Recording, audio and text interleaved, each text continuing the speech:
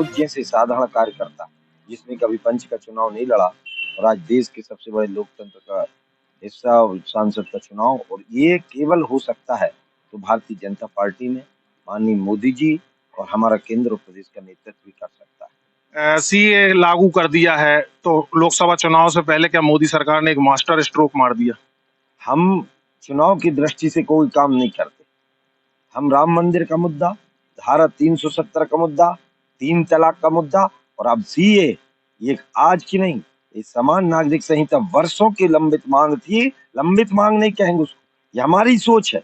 हमारी सोच अखंड भारत की थी, हमारी समान नागरिक संहिता की बात थी और उसको लागू करने का काम मैं केंद्र सरकार को अपनी हृदय की गहराइयों से बधाई देता हूँ।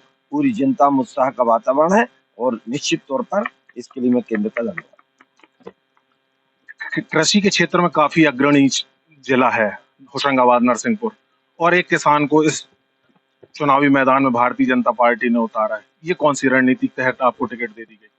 देखिए, पूरा नर्मदापुरम नरसिंहपुर का क्षेत्र कृषि आधारित क्षेत्र है और वर्षों से मैंने खेती किसानी और इन मुद्दों को लेकर, आपको भी पता है, लंबी लड़ाई लड़ी भी है। और एक भारतीय जनता पार्टी ने भी जो दायित्व दिया था, पहले उपाध्यक्ष था किसान मोर्चा का, अब अध्यक्ष हूँ किसान मोर्चा का, और किसान के नाते उसका, और आज मैं फिर धन्यवाद देता हूँ। आज 125 रुपया की फिर से बढ़ोतरी बोनस करके तो ये सिद्ध कर दिया है कि किसानों के हित में यदि कोई है तो केवल भारतीय जनता पार्टी है, जो स्थायी आय के साथ किसानों की खेती को लाभ दुगना कैसे हो सकता है उसके 125 तो आपने घोषणा तो 2700 की थी। वो ये केंद्र का बोनस है। आगामी समय में लगातार चर्चाएं चल रही हैं, बहुत अच्छी। और हमारा एजेंडा एक दिन का नहीं, जिस एजेंडे पर हमने बात की है उस एजेंडे को हम आगे बढ़ाएं। कांग्रेस का अभी कोई उम्मीदवार घोषित नहीं है, फिर भी अपनी जीत को लेकर आप कितने आश्वस्त? हम युद्ध के मैदान में हैं, युद्ध को बहुत गंभीरता के साथ लेते हैं। कांग्रेस के पास जो भी स्थिति हो उनसे पूछना, लेकिन हमारी स्थिति ये है कि हमारे जैसे जिला अध्यक्ष जी खड़े दिन रात 24 घंटे मेहनत करते, हमारे प्रभारी जी लगातार इस प्रकार के भाव के साथ, और ये आज नहीं कर रहे, 24x365 डेज लगातार काम करने वाली हमारी पार्टी है।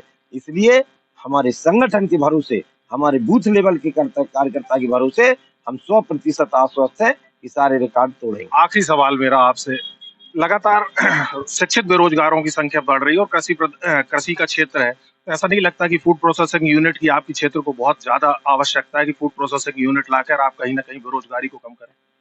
निश्चित तौर पे बेरोजगारी की बात नहीं क्या है, रोजगार मुखी आत्मनिर्भर भारत की जो कल्पना करी है और उसमें इस मॉडल को लेकर, चाहे वो एफपीओ हो, चाहे फूड प्रोसेसिंग को हो, चाहे लोकल फॉर वोकल की बात हो, माननीय मोदी जी का मॉडल, और ये एक दिन का नहीं, 2047 तक का जो हमारा लक्ष्य है, मैं दावे के साथ कहता हूँ हमारे क्षेत्र में भी इस प्रकार के बहुत सारे छोटे छोटे प्रोसेसिंग केंद्र प्रारंभ किए जाएंगे और उनके कारण इस क्षेत्र में पहले से अभी बढ़ोतरी हुई, किसान की आय भी बढ़ी है, किसान की पर कैपिटा इनकम भी बढ़ी, और पर कैपिटा इनकम एक जमाने में 11,000, आज 1,41,000 पे पहुंच गई।